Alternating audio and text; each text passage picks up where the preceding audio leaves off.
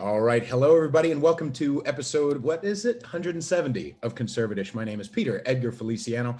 I am a singer-songwriter podcaster from Manhattan. Make sure you subscribe wherever you're listening. Make sure you like it and share it with your friends. Let's see what else. Find me on Instagram at Peter_Feliciano. Find me on TikTok at CONSERVATISH, on Parler at CONSERVATISH, for all you white supremacists out there. And that's all for me. Oh, go find my music. I'm amazing. I just released two new songs with Balanced Breakfast Band. So it's all on my YouTube. So, ladies and gentlemen, it is my great pleasure to introduce and welcome Lou Perez. Yay! Yay! Yay! It's you. Oh my God! Thanks for having me, dude. I'm telling you right now. I was thinking about why I'm really excited to have you on. I think part of it is you have the white snark, but you're not 100% white. So it's like you don't have the white, you have the white snark without the white guilt. It is perfect. It's a powerful tool. Oh, dude, that's so funny. That's so funny. You should say that because I used to kind of explain myself like that. I'm like, I'm half a spick, so I got no white guilt. Sorry. But my dad's an immigrant. He was a wetback. He came over here like, dude worked really hard. You're not going to get me apologizing for a lot of shit, especially you're not going to get me apologizing for shit I do. Forget about shit I don't do, man. I'm not taking any responsibility for anybody else's mess ups. Fuck that. Shit that you don't do or shit that you don't mean. I've talked about this. I refuse to kowtow to people who willfully disregard context. You know what I mean? Who make believe that context doesn't exist. And, Patrice O'Neil, my favorite comedian of all time, talked a lot about how we as a society, we let context be destroyed. And I'm like, no, I fucking refuse, because everybody gets it internally. Subconsciously, I think they automatically get it. And I imbue my audience with the trust that they understand context, whether they are pushing it aside mentally because they don't like me, or they don't like the person who made the joke, or they don't like the person who made the comment or expressed the opinion, or not. It sort of feels like if you're ever at a party and you're having a really good conversation with somebody, right? And then somebody pops in and just comments on the last sentence that they heard and wants to make the conversation go somewhere else, and you're like, dude, I wasn't even talking to you. Like, who are you? Like, why are you barging in here? I think so many people, they want to have their conversation. They want their subject matter to be talked about. Like, no, we're over here doing a different thing and vibing on something completely different. And we didn't necessarily invite you. If you want to come in, maybe be quiet for a little bit, get caught up to speed, and then, take part in it. Right. I think it also partially comes from, God damn it, I really want to introduce you first. Ladies and gentlemen, Lou Perez is a comedian and a writer and a producer and an actor. And you did stuff for We the Internet. You did stuff with UCB. You've been in LA. You've been in New York. When did you start comedy? I started doing comedy, first doing improv in college. I think it might have been like my junior year of college. But I guess I have roots going even before that. I went to a Catholic high school, and I was the editor-in-chief of our newspaper called the Magnificat. And I still don't know what the Magnificat means. I think it has something to do in regards to like the Virgin Mary or something like that. And I guess being Latino, I got to hold that up, some kind of reverence for that. And I should know more, but I don't. And one of the cool things that I was allowed to do, I was allowed to write satirical pieces. So I would write satire in high school, and I had a best teacher I've ever had in my life, Brother Jeffrey Pedersen, a Franciscan monk, allowed me to be creative on that level. So my whole journey in comedy and all that, it's been due to people allowing me to be weird. And if you have friends, they want you to do weird stuff. So sort of pushing me on, egging me on to keep doing it. And then if you have people that are into your comedy, that's obviously just more of if you have an audience telling you, yeah, keep going. So that's sort of how it started. Right. you ever get annoyed on that note? Do you ever get annoyed with people who are like, yeah, we really appreciate you I appreciate you pushing the envelope. I'm going to quietly support, from back here because I don't have the balls to do it. Do you ever get annoyed by those motherfuckers? I made a really short video a while back because I had friends of mine reaching out and saying, like, dude, I love your stuff, but I can't share it because I don't want to get in trouble because I have I have a real job and I don't want to get in trouble. And I made this leap some years back where like I'm 100% in comedy now, and I mean, talk about like trying to delete, old tweets and stuff like that. I have way too much material in my past, to go through. I mean, I would have to start from scratch basically. So I'm sort of all in, and I told them like, look, I appreciate you supporting me, but if you can't openly share my stuff, pay me, send me money, man. Because I think that would be obviously we want a world where people are a lot more open and able to share stuff without worrying about every single line or every single thing they put out there, or every single like being checked and being like, oh, you like so and so and so and so. Sure, but we're not there yet. So until we get there, if you like somebody's material and you can't share it, throw them a few bucks. Because I don't consider myself brave or anything like that, but the reality is, I'm putting stuff out there, and this is how I'm trying to make a living. Help me out, especially if you like my stuff. So. Right. Venmo.com/Peter-Feliciano. Yeah, exactly.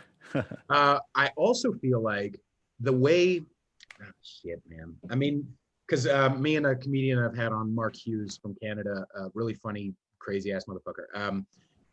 He and I have talked about how we appreciate the support, but we almost would rather have people not say, but I can't share it. You know what I mean? I'd almost rather people just go like, quietly like it, rather than I'm gonna enter into a conversation with you who's putting yourself out there in order to almost absolve myself of the guilt of not doing it. You know what I mean? Like, I want you to okay my not sharing it, my not publicly supporting it. You know what I mean? Where they're absolve themselves. So they're kind of saying like, they want you to be like, oh, it's okay, rather than you turning around and be like, no, you pussy. Yeah. Share my shit. What the fuck, man? You like it? Put it out there. Right. Why is this all on me? Why am I the martyr? Why am I putting myself, going up against the enemy solo, without weapons and stuff like that? Fuck you. Come share it. Yeah. Right. No, I hear what you're saying. Yeah. I came into this podcast, so I'm a musician from from New York and then San Francisco, and then I moved here about a year ago back to Manhattan. When I first started coming out with the idea of this podcast, I had not been 100% liberal for a couple of years, and I was nervous about coming out, especially because I'd done a lot of work with hip hop, people, and they're very like, whatever you say, black person. And so I was like, you know what? I had this thought. I was like, should I, when I'm coming out as not 100% liberal, should I not say the N-word? You know what I mean? Like, should I? And so I even reached out to like one black guy. I was like, hey, what do you think about this? He never got back to me. So I was like, you know what? I would rather go in swinging than like get caught. Like you're saying, like, I don't want to delete old tweets. I don't want to get caught some way being myself. Let me just come out swinging. Because I think there's almost more power in being audacious enough to be 100% yourself. I think there's more power in it rather than, okay, I'm going to tiptoe, I'm going to kind of do this, I'm going to kind of do that, but I'm not going to be 100% myself. Not that everybody needs to say the N-word or everyone needs to say, the F word or whatever the fuck. But if I know that I'm going to get caught, I would rather just not get a job at Disney. You know what I mean? I would like Patrice used to say, I would rather just be like, you know what? Screw it. I'm being all in, Well, that brings up some interesting stuff. One, I think there's been, I don't know if it's an ongoing debate, but it's sort of like, can Puerto Ricans say the N-word, right? And look, if you're up in, Spanish Harlem, the environment is telling you, if you're Puerto Rican, you could totally say it. It reminds me when I was in the 6th grade, I was in a magnet school program in Queens. And two of the students, one of them was this little kid, this little Puerto Rican kid named Giovanni, and the other one was this black kid named Kamal. I think I think his parents were from like the islands or something like that. And Kamal was black, Giovanni was Puerto Rican. And one day, Kamal was sort of like sitting at his table and he was crying and he was very upset. And I asked him, because I was friends, with both of them. I said, why are you crying? And he said that Giovanni called him the N-word, right? And then I was thinking, even at the time, I'm like, yeah, but he's Puerto Rican. What the fuck why are you upset about this, man? Like, don't you know? Like, I know already. I'm in the 6th grade. You should know. Like, it's all right for them to say it. Well, I recently watched the documentary about Tekashi 6ix9ine, and if there's a documentary about him, yeah, there's a documentary about him. Yeah, this is a weird believe life, man. Life is I don't know if it's on Hulu or something like that, but but I mean that dude went all in on the N-word. Like he's just all about it. And I think a couple of his like old friends were asked about it. They didn't want to discuss it. I guess they didn't want to get into the into the politics of it. But yeah, what are you what are you gonna do? I said the N-word last night on my Ask Me Anything, but it was in relation. I was talking about Richard Pryor's amazing album, That Nigger's Crazy. So I feel like I think Jim Norton had said this before, I am in no position to edit a genius's work when I'm commenting on it, so so in that context, I think it's okay for me to, let that fly. So. Right. And also I've known a lot of oversensitive whites. Why do I assume that because someone has black skin, they can't be oversensitive and incorrect often as well? Because I know a lot of whites who are human, who make mistakes. Why do I just assume this person, because they have black skin, their measurement of their experience, their perception of their experience is 100% accurate. They're above being oversensitive. They're above, no, black people get context. I've had black men on my show thank me for saying nigger. You know what I mean? Like, who say, thank you for saying that word rather than the N-word, because they feel pandered to and patronized by white motherfuckers who go like, I'm gonna change my words. I'm gonna change my mouth. If I'm an autonomous human and I trust you to be an autonomous human, why are we playing that game? You know what I mean? Yeah. Well, Louis C.K. has that great bit about, how bad the N-word is, because it's basically the person says the N-word and then the person who hears it then translates it and says what the word is in their head. It's like you made me do that. You put that into my head. But in what context do you normally use the word? Is it Well, I think normally on the show or in passing, when I'm driving. No, normally in passing or on the show, it's to be hyperbolic. It's to make a joke, to say something so outrageous that's funny. You know what I mean? Yeah. To break the fucking humor fourth wall or whatever. But I mean, why would I not say that if I'm making a dead baby joke? You know what I mean? Or if I'm making a horrible Holocaust joke or whatever. You know what I'm saying? Like sometimes I say it in the context of that. Sometimes I'm honestly talking about white people. You know what I mean? And I'm just vitriolically ranting. I don't know if vitriolically is a word, but I'm ranting, and I don't want to go that dumb. No, I want to say the most. That's the other thing as far as context. It's possible Giovanni was either being, a friend. And I don't think he said it with a hard ER at the end. Right. I don't. Yeah. But even if he did, I posit the idea that if I'm in a fight with another person, I'm not going to call them a poo-poo face. You know what I mean? Now, it's not mature to try to hurt somebody's feelings, but if two people are having that type of altercation and they're saying, fuck you, faggot, fuck you, this, blah, blah, are they going to say, you do hit? No, they're going to internally reach for whatever words are in their arsenal to hurt the other person's feelings.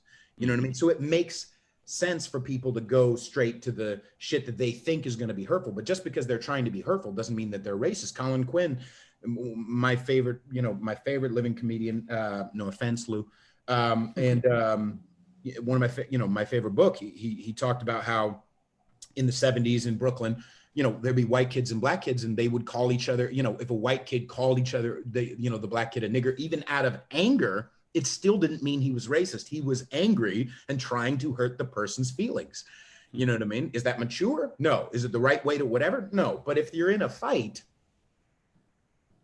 Yeah, yeah. I'm trying to think of all the contexts that I've used that word or other words. I know the one word, like the F word, fag. I make it a point that I never use that word against you gay. just said it.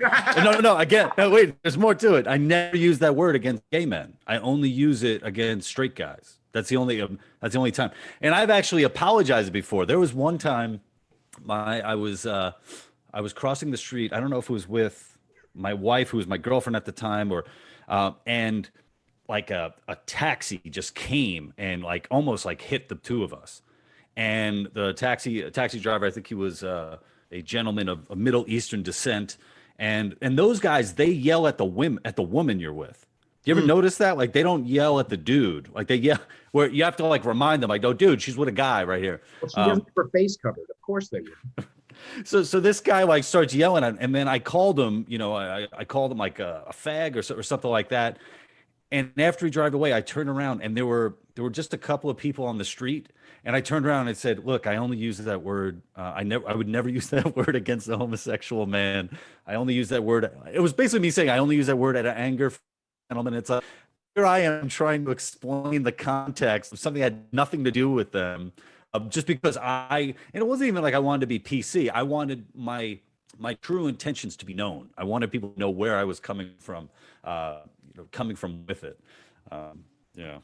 I think it should be possible for us to, especially if you're a comedian or a public person or a writer or whatever it is, I think we should give people the benefit of the doubt to trust their intentions off the bat. You know what I mean? Like if they're a public person, not that public people or I mean, Lord knows that motherfuckers are perfect. Nobody is. But I think especially if they're on a stage, you know what I mean? If they're trying to, I think we should trust that, okay, let's just make believe that they have good intentions. Let's just start from that. If we started from that, you know what I mean? Like, why would we give, Norton also talks about, the idea that, who's a good example? Leonardo DiCaprio in what's that nigger movie? No, Django Unchained. Yeah.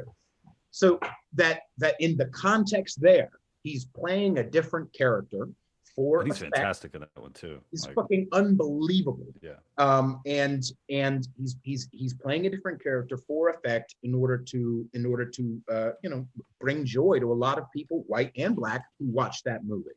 You know what I mean? Mm-hmm. So. So in that context, I think it's best for us to, why is it okay for him to play that character, but me to not, point for the fences and go boom, and make a hyperbolic joke, you know what I mean?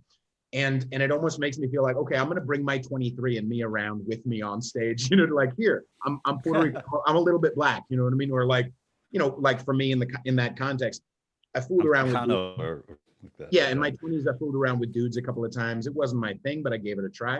I just got some head, back in the days of Craigslist and the wild west days of Craigslist. You remember those days where like you could get on, That's where I got all my bookings, man. That's how I didn't have an agent. That's where I used to book all these like short films that would never come out, that would never be edited. And I'm like, well, I did all for like a ham sandwich.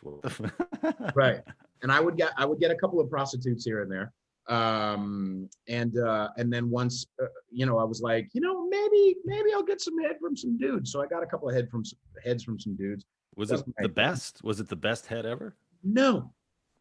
Here's why. I would look down and there's a dude's face. Yeah. I would be like, you're not a girl. This is strange.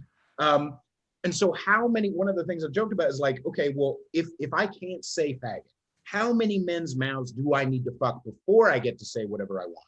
You know what I mean? Like if it's all about context, if only gay people can say that word, how many men's mouths? You know what I mean? And also it's a culture. I mean, for forever, there was the idea like, you suck one dick and you're for life. I remember, growing up in that culture. I've never actually had a blowjob or a hand job from a guy, and but you feel like his ass, right?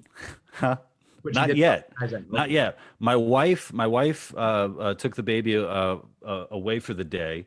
So it's very cold outside and it's very Right. warm in here. So I bet there's a man out there that would gladly trade for some warmth right now. Absolutely. And not just that, but if it's a black guy, you'd be giving him a play. If a black homeless guy, you'd actually be doing chivalry, you'd be doing service, you know what I mean? By fucking a black guy in the ass. Can you imagine? Can you imagine like writing that op-ed, in like BuzzFeed or something like that, like trying to say, I am such a humanitarian. Look what I did. Look what I did here. I care about people. Yeah, Right. Um, what would the hashtag be? My God. I know. Yeah, fuck black cheeks, or I don't know. I don't know what it is. This is one of the strangest episodes. No. So couple of questions. As far as the Yeah. BuzzFeed thing, what have you, because I know, so you worked for We the Internet for a while, and made some incredible fucking content with them. And thank you for your service when I saw your videos, I was like, okay, thank God. You know what I mean? Like, you ever heard Jerry Seinfeld and Chris Rock on that Comedians in Cars episode where they're in some function, they're talking about being in some Oprah function, and they're like schmoozing and whatever. And then Chris Rock sees Jerry and he goes over to Jerry and he grabs onto his arm. He's like, comedian. You know what I mean? That's like Right. the feeling of like, okay, thank God there's someone who could be funny, over the top, funny, get whatever, and also not 100%. I'm sorry for being white, everybody. You know what I Oh, mean? I appreciate that. So you were refreshing me. So what was your experience of starting to kind of get into that? Actually, let me back up, because Sure. you did work for, you said you started doing improv, and UCB is legendary, right? But at the same time, they're legendary in my head for also being a proven ground of non-masculinity. Mm. My favorite writer of all time so far, Tina Fey, when it comes to comedy. She did a lot of improv. She came from that world. But there's also a lot of just dudes who don't understand or who don't like the idea of competition, who always have in their back pocket, they hate that bully from high school, so they write every white guy as the villain. The TV writers and that type of writer are boring. When you were in that improv world, did you face backlash for not being 100% liberal, or was there a time where you were? Um, I'm trying to think about it. I was really lucky to come up at the UCB at the time that I did. So let's see, I graduated college 2004, and I think we started performing there in 2004. So back then, there was a lot of wild stuff happening on that stage, like a lot of out there stuff. So every year they had a Del Close marathon, which is like, I think it was like a 3 day, 24 hours a day improv marathon.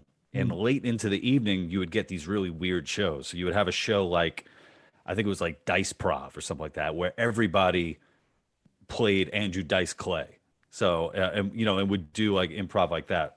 And one year, and this is like later than past 2004, they had a show called Emanciprov.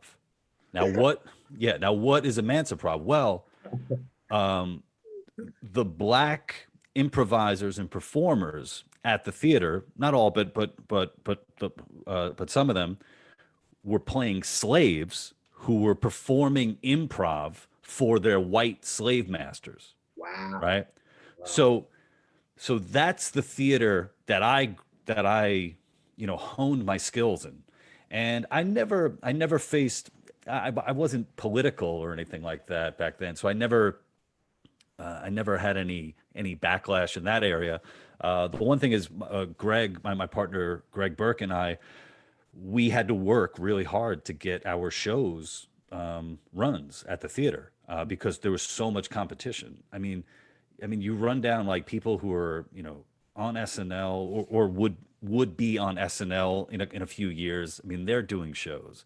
Uh, people, people who have basically the faces of comedy right now in Hollywood, like that. Those are the people that were performing at this theater multiple nights a week. So we had to compete. So on a competitive level, there was competition there, no doubt. There was competition of, look, if you're going to be on the stage, you're going to have to be really good. And you know, there might have been some stuff like, oh, so and so's just there because they're friends and blah blah blah. Yeah, they're okay. That might be something, but still, that person is good enough to be, you know, to be on that stage. I remember hearing people talk about, you know, sort of, you know, improv is sort of the chance for people who weren't cool in high school or like the drama geeks and stuff like that to have a place where they are sort of the jocks, you know, where they do have higher status. And I remember, you know, hearing stuff like that, but I never, you know, experienced that firsthand. Looking back, um, I have just, you know, mostly just really great experiences there, and it did wonders for my comedy. In recent years, you know, I started seeing the UCB being accused of like systemic racism and all this shit, and I was like, what the fuck happened? Like, what is going on here? There was a time a buddy of mine was working there, and he was telling me this is an improv school. So there's a theater and then there's a school where you can take improv classes as well as writing classes. And he said they hired like a therapist. So there was a therapist on the same floor as improv classes, you know, going on. These are classes that adults pay money to take, right? And they're like lined up to see a therapist. And it's like, hold on, what the fuck is going on here? Fortunately for me, I wasn't around when that stuff was happening, and you know, thankfully, I wasn't coming up as a comedian at that time because I think that may have stymied a lot of my progress as a comedian because so much of doing comedy is taking chances, putting stuff out there. Maybe it lands, maybe it doesn't land. Going back to we were talking about, you know, the N word. There's a character I do named Tio Luis, and Tio Luis is a Puerto Rican dude based on a guy who used to come around my dad's butcher shop in Spanish Harlem. And the dude was like, Papi, let me tell you something. I will never disrespect you. Can I get $5? Papi, you know, he's like that kind of a dude, always just asking for $5 and was so intense about everything. So I had that, you know, so I was doing a character and I had him say nigga, right? And every single time I was performing this, and I was trying to do this in LA. Every time, like people would be with you, and then boom, once that word comes out, it's like even I'm doing this character, he's got Puerto Rican flags on and stuff. It was like, you know, crickets. So I ended up just changing it to motherfucker, and it worked. That you know, it worked. But here I am, you know, I'm performing that, you know, however many years ago, and I'm still in the mentality of, well, it's a character. This is something that dude would say. This real, you know, the character would say. Let me put it out there. Let me be true to this character. Let me commit to the role and play it out. But the audience told me, nope, that's not going to fly here. And it wasn't something like, you know, I'm used to, they say like, you know, kill your darlings. And, you know, so even if you love a joke, you got to get rid of it. It wasn't that hard of a change to make, but it was like I might be from kind of a different era, you know, where I think like, oh, that's something that you can try, you can put out there and see what happens. So. But I as much, and maybe this is, you know, I think, you know, we're in our 30s now, and so maybe we're already transitioning into you kids, but I also think sometimes it's math. You know what I mean? So like sometimes it's taste and sometimes it's math. You can't say, well, music is different now, and like I get that, I understand.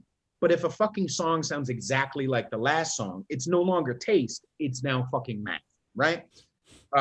So I think the same thing kind of goes with comedy, or that type of art.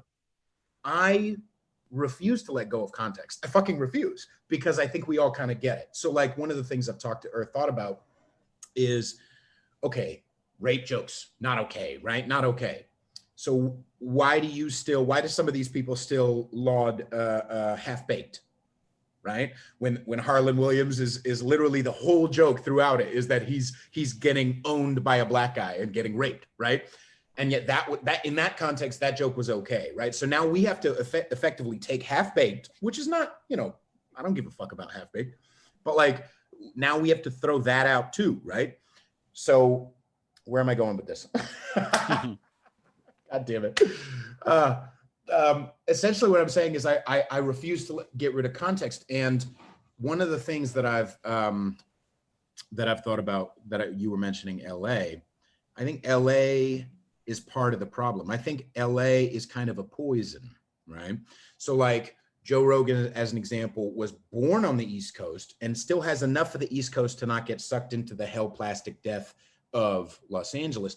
But the hell plastic death of Los Angeles, it really is a poison. Bobby Lee is one of my favorite comics, but you give him 5 seconds to talk about, you know, black people, and he's just like, yeah, you're right, blah, blah, blah. Black people do really hard times all the time. Christina Pazitsky, Tom Segura, hilarious podcast. But they're one of those people who they rag on social justice warriors. They talk about how fucking annoying PC people are online. And then 2 seconds later, they're like, anyway, vote Joe Biden. I'm like, can you not understand? You're giving the keys and the power and the money to the cocksuckers who are gonna bolster that movement of you can't say whatever the fuck you want to say. You know what I'm saying? I'm not saying Trump's perfect, but I'm saying, goddamn, you know what I mean? Like, I think that the disconnect is Los Angeles, being around people, right? So was that, when did you get out of Los Angeles? What was your experience there? Was part of it that?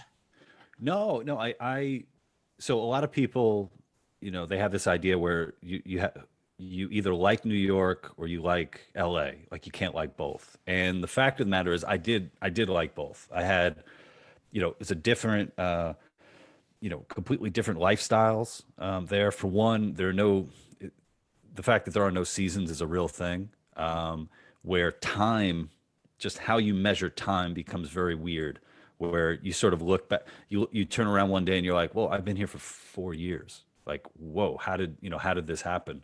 So there's a lot of stuff that I liked about LA. I had a show there called Uncle Lou's Safe Place. That was a stand-up show, as well as it was a stand-up show followed by an open mic. And I would book the stand-up show. I'd book like, say 5 comedians. And throughout the show, I would pull names from a hat and give people 3 minutes to come up and perform during the show, which was a cool thing. And it was a way to, you know, to try to, you know, get more people in the comedy community there to, you know, to support the show. So I did that for around 2 years. So I had, like, you know, hundreds of, you know, up and coming comedians, open micers, and all that come through. And throughout that, I was able to work on my craft and, you know, become a better stand-up comedian. But what I noticed was because you drive a lot in LA, I started listening to podcasts more. And the one podcast that really hit me was the podcast Race Wars with Kurt Metzger and Sherrod Small. And I remember listening to this podcast and being like, oh man, this is so New York. Like, this is something that there's an attitude here, the way that they speak, their openness to talk about all these different subjects. I'm like, man, I miss that about New York. I really miss that. So I think there is a difference there, that at least that I saw. And one of the ways that I ended up sort of like opening up, was I started a podcast, a live show podcast called Unsafe Space with a comedian named Toby Murashanu. And our goal was every single show we would take on a controversial subject. So we would have other comedians on as well as experts and have open, honest discussions about, you know, the most important topics, because sometimes there's an overlap between the most important topics you need to discuss and controversy. So that was really helpful as far as, you know, opening that up. And Trump had just won the election, and, you know, there was that there. And I sort of found that it was really important for me to be more vocal about what I think, and, you know, whether it's politics or culture, and all that. So I think LA played a big part in that, of me opening up. Maybe being there, I wasn't seeing what I wanted to see or hearing what I wanted to hear or the type of discussions or comedy. And that sort of opened up my eyes and be like, oh, well, if I'm not seeing it, I should be making it. I should be, taking the steps to make sure that the content that I want to see is out there. And there you go. Yeah, that's kind of my experience with this show. You know what I mean? I was living in San Francisco, and when I would say the title "Conservatish," there would be a little bit of pearl clutching, like, what do you mean? And when I would be in New York and I would tell people the name of the show, they'd be like, go on. Mm-hmm. You know what I mean? Like they're not afraid of it. They're not Mm-hmm. afraid of it. As democratic as, this side of as the city is. As far as writers, you can go another like half hour, is okay? Yeah, sure. Okay, cool. As far as writers, going back to that conversation, do you think that part of the reason improv people like Steve Carell or Stephen Colbert or whatever, that because they didn't grow up because I think personally, I think the reason why some of them skew so far left is because there's something built into liberalism that has to kowtow to whatever the most extreme is right now. You know what I mean? Like there's something built into current day liberalism that goes, well, someone who's more left, especially someone who's Black or someone who's trans or someone like, I'm sorry, I'll whatever you think is best, right? But I think in the context of comedy writing, Stephen Colbert and other TV writers and improv people, they weren't the most manly. They still have probably some resentment at the bullies at school who were manly or who manly in their mind or whatever 1980s, 1990s definitions of manhood was, masculinity was. And so there is something built into that, I think. What do you think as far as that idea of, does that make sense, the question that I'm fucking asking? I don't know. Maybe, I think so. I mean, I never really thought about it like that, like the idea of, sort of masculinity in comedy, like because it's interesting because one of the knocks against comedy is that it is a male dominated field, so one would think, oh, you got these fucking burly dudes here talking about broads and all that, but what it did make me think about was I used to be a huge fan of The Daily Show with Jon Stewart, and I was a huge fan of the Colbert Report, and I thought Stephen Colbert was just, I mean, one of the most just amazing performers I'd ever seen, and what he was able to do. There's an episode of Comedians in Cars Getting Coffee with Jerry Seinfeld where Stephen Colbert mimes smoking a pipe, and it's brilliant. It is absolutely brilliant. And for me, like, maybe I'm a little bit of a performer comedy geek. I'm like, I would watch him for a half hour mime just smoking a pipe. And we are very far removed from those days of the Colbert Report and the Daily Show with Jon Stewart, where now I sort of wonder, was I really blown away by their comic sensibilities, or did I just happen to agree with them more? And I'm not sure because I haven't gone back to watch those old episodes. I was, at the time I was very much against, the Bush administration and the Iraq war and all that. So I'm wondering, like, man, did I really love Jon Stewart as the comedian, as the truth teller and all that? Or was it more like, oh, well, I agree with him. So that's there. And I mean, that might be an interesting thing for myself, just to go back and sort of see what, try to reassess where I was at the time. But I never thought about the masculinity issue. I never thought about that. I don't know. I guess as far as explaining what I mean by that, I think you were talking about male dominated, like define male. I'm certainly no fucking a pinnacle of masculinity. I don't think anybody is. Everybody, yeah. Anyway, all I'm saying is, I think, especially in that context of or in the world of comedy writers,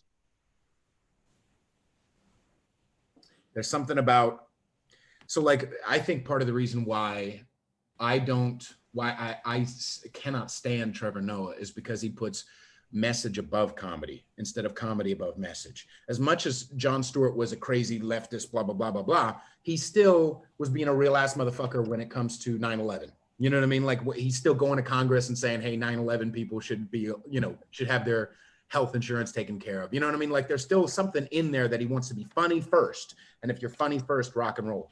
But Trevor Noah can't say a sentence without going apartheid. He can't say a sentence without saying, did you know, guys, I grew up in Africa. Hey, did you know? Like, you know what I mean? And it bothers me. You know what I mean? Do you think maybe there's something about message over comedy?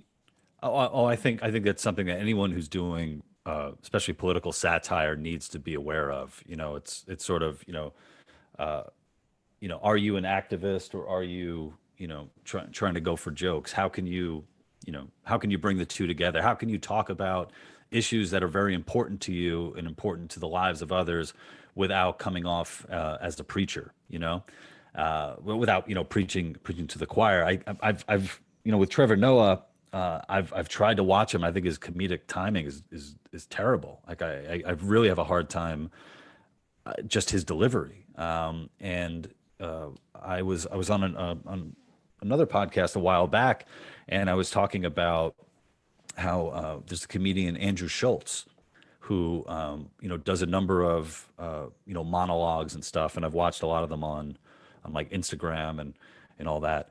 And you don't have to agree with what Andrew Schultz is saying, but his jokes are really fucking funny, and the dude can deliver a joke. Like he's an incredibly talented comedian. And then I watch like Trevor Noah deliver a joke or Samantha Bee, and I'm like, man, like there's so many, stronger people out there, who could be doing this. But yeah, I think, one of the things that I made hundreds of videos for We the Internet TV. And it was always that idea of, man, is this, it's like, I don't want to be too preachy. I don't want to be going, to the, I want to do my best to elevate the comedy as high as I can over the messaging. But sometimes a little preachiness, I guess, slips through. Although I've never cried, I don't think I've ever cried in any of the videos about like a cause that I really that I really believe in. I did a video about fighting a goose in the park, and if anyone wants to track down that thing, yeah. But I think that's something there. With Lou Perez, you could be assured that in his comedy, he's not going to cry over issues that he really cares about. Now, cut to fucking next week, I'm going to be like a blubbering fool. Oh, thank you so much for. But if we're talking for long, you know what I mean? Like I guarantee no one should watch this show because Pete's gonna have a real good take. You know what I mean? That like Pete's a fucking expert. Like nobody. I think Pete is gonna start crying because he's like, there was that one guy who was gonna give him the greatest blowjob he ever received in his life, but then Pete said, no, I'm not doing guys anymore. And you're gonna be thinking about that shit. The one that got away. There's a dude. The one that got away, there's a dude fucking ordering off the dollar menu at McDonald's who could have, sucked your cock like you wouldn't believe. Absolutely. And you were like, nah, man, I cut that off, Right. Like when they go all the way down to the base and then they can still lick the balls at the same time. You know what I mean? That's amazing. It's amazing. Gotta be a black homeless guy out there that can rock that, I mean, it could be any race, I'll take it. I'll only take black. Okay. There's when it comes to I'm wondering if you're open to talking about it, just the dip into the politics behind the scenes of WTI. Was there times where you had that message difference of opinion where you were like, I feel like we're getting preachy rather than keeping comedy first? Oh yeah. I mean, you have those discussions, and and it's up to you as the creator, to make your case, to be like, hey, this would be stronger if we didn't, if we went this way versus another way.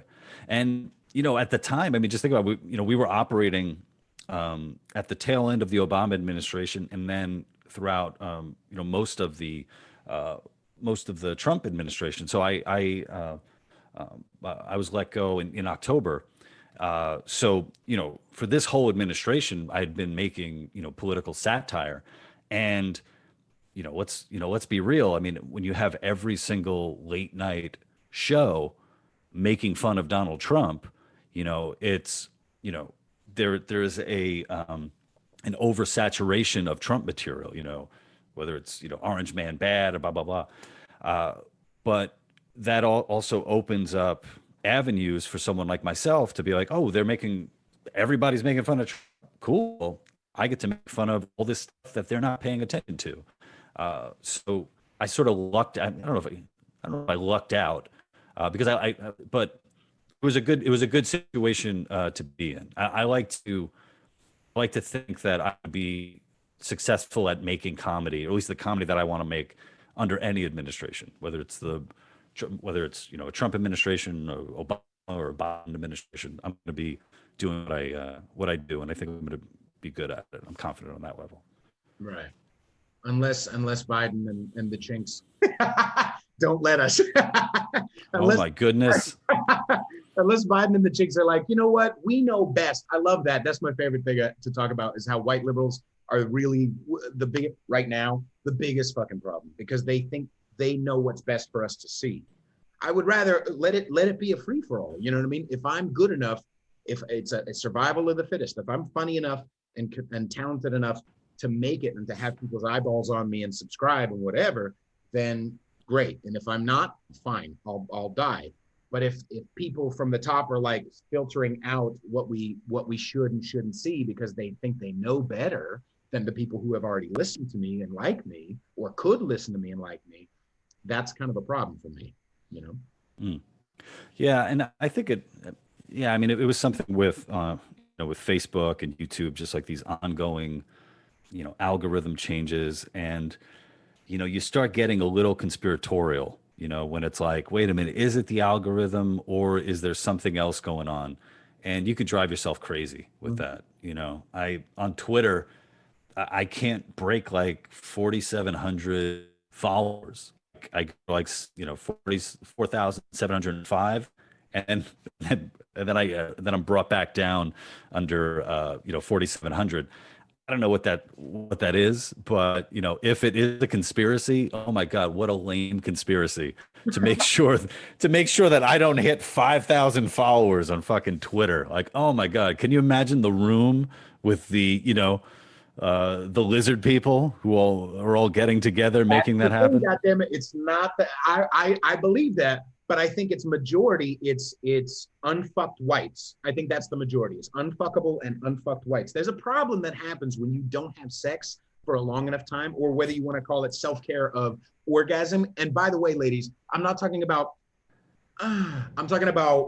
proper fucked. I'm talking about having your hands held above your head and finger fucked until you squirt on the floor. That's the type of fucked I'm talking about. I'm fucking satisfaction. There's a problem when you don't get proper fucked, when you're not meditating or praying or doing whatever spiritual, when you're not self-caring. There's a problem, and you turn inwards, right? And you become more like, that's why I don't think it's lizard people. I think it's unfucked whites, and especially unfucked white women and unfucked white gays. You know what I mean? Like, who's insufferable in your opinion? Who's more insufferable? The white women who kowtow to white guilt, or the black women who know better and take advantage of the unearned black power? Who do you think is more insufferable? What a fucking question you just had. What a fucking question he just like. So Lou, your opinion on this one? Oh my God, I've been monogamous for. I've been with my wife. We were dating like. I guess altogether we've been together like 7 years. So I've been monogamous. So, man, I don't even think about how other people are fucking. Like God, I don't have the bandwidth to think about how other people are fucking. But as far as that people, well, I'm just thinking about like maybe like you talk about like unfucked people. I'm like, is that why people start like starvation diets and like 60-day binges of just helium water or whatever the fuck? I don't know. I kind of I kind of want to hear you talk more about this. I'm interested. I don't think those type of, I think it's so what I mean is like, when you look at almost any organizer of a Black Lives Matter rally, it's always a chick who has a large fupa. Like the larger your fupa, and Lord knows I'm not a skinny gentleman, but like the larger your fupa, the more you pull up your jeans until they hit your nipples. You know what I mean? Like there's something, I don't know which came first, the chicken or the fupa, but like when you're, you know what I'm saying? Like there's a level of, I'm insecure, and so I'm going to get security for my person, for my human, for where I'm at, by expounding, by flexing my power any which way I can. So I'll be a super woke person because that'll make me feel better. And that's why that room is not lizard people on the whole, although they're all motherfuckers at the top, whatever. I think it's mostly, actually, yeah, that's problematic. It's people who haven't, you know what I mean? Like, that's really what I think it is. And the same thing goes on the right. The more anti-fucking vax and and you're not a patriot, blah, blah, blah. A lot of those motherfuckers are unfucked too, right? But at least they're not trying to control who gets to see Lou Perez. At least they're not trying to control who gets to, you know what I mean? Who gets to say I was on YouTube fucking last night watching some Trump video. And of course, Google has to put something on there that says, by the way, this might not be correct. Like, don't editorialize. I'm smart. Like Bill Hicks used to say, don't fuck, I'm an adult, don't protect me. You know what I mean? Well, I think there's definitely something to be said about power and those who are seeking it out. So, I try to think of when I turn around and self-examine, what do I want? I want the power to, basically chase or go after. I don't even say my dreams because I'm doing it. I want the power as an individual to pursue happiness as I see it. That's what I want. My power is very much a power over myself. I want to. I've done things like whether it's an exercise or something like that, where you set goals. You're like, I want the power to to achieve that goal. That's what I want. And I think there are a lot of people out there who, rather than seeking power over themselves, they want power over others. And one of the ways that you get power over others is public shaming, guilting, othering. I get, that's a word. Making people, calling people, what's it? I guess deplorable would be a way, but a deplorable can be can be used against any person, any side of the aisle. And I think that's a really scary thing, especially when you're trying to sort of let bygones be bygones, or think that people are coming to things with good intentions or doing things in good faith. It's sort of like it could be a real mind fucked when you're sort of trying to compete against people like that, where it's like, look, I just want to be left alone and let me do my thing, and you don't, like, you want to control what my thing is and how I can pursue it. But yeah, I was watching, like for the 40th time 30 Rock, and they removed the blackface episodes just altogether. And it makes me sad because why should we listen to again, I'm going to say, unfucked black chick who you hired to be a diversity lady? Why should we listen to that maybe, even if it's 50% of black people who are offended by blackface? Why should we listen to that 50% rather than the 50% who either didn't say anything or got joy from it? You know what I mean? What if you're going to change what I see? Why does it have to be simple enough to go, well, someone is offended by it, I'm just going to take it away? You know what I mean? It's brought joy to motherfuckers for years. Tracy Jordan is there, or Morgan, is there on the show, co-signed. It's fucking co-signed. Why does his voice not matter as much as some fupa ass black bitch who's like, oh, you you hurt my feelings. You shouldn't be allowed to, you know what I'm saying? It's well, I mean, I don't know who made the call, to pull those episodes, but I mean, was there any? I mean, did Tina Fey talk about it? Did Tracy Morgan talk about it? Were they openly against it? Yeah, I mean, so they've after George Floyd and the protests and whatever, I think it was Tina Fey, um, who I know, Lord knows, if she would hate me probably because of some of my political beliefs. But same thing with Baldwin. I think that's the two of them, as insufferable as their politics are, as much as I disagree with them, I still respect them because they at least have the ability to make a joke and like they get context and whatever. You watch 30 Rock and is a perfect example. They'll make fun of liberals. They'll make fun of feminists. They'll make fun of her. She'll be the butt of the joke rather than always the right wing person. But I think they made that decision. But sometimes it didn't. They didn't. Netflix made the decision for With Bob and David, the kind of half reboot that Mr. Show had on Netflix. They had a scene where David Cross puts on blackface, and the whole point is to make fun of the character. The whole context is there's a character who's trying to show how shitty cops are and like trying to be this woke, cool white guy and making this video. I'm not going to go into it, but like essentially the whole point, the whole butt of the joke is this white guy putting on blackface, and it's a black cop. It's Keegan Michael Key is in the skit too, is in the fucking skit. And they beat him up. They beat up, David Cross, like they spray him with fucking, because he's being so insufferable. And yet Netflix made the decision, we're going to pull it, not Bob Odenkirk and David Cross.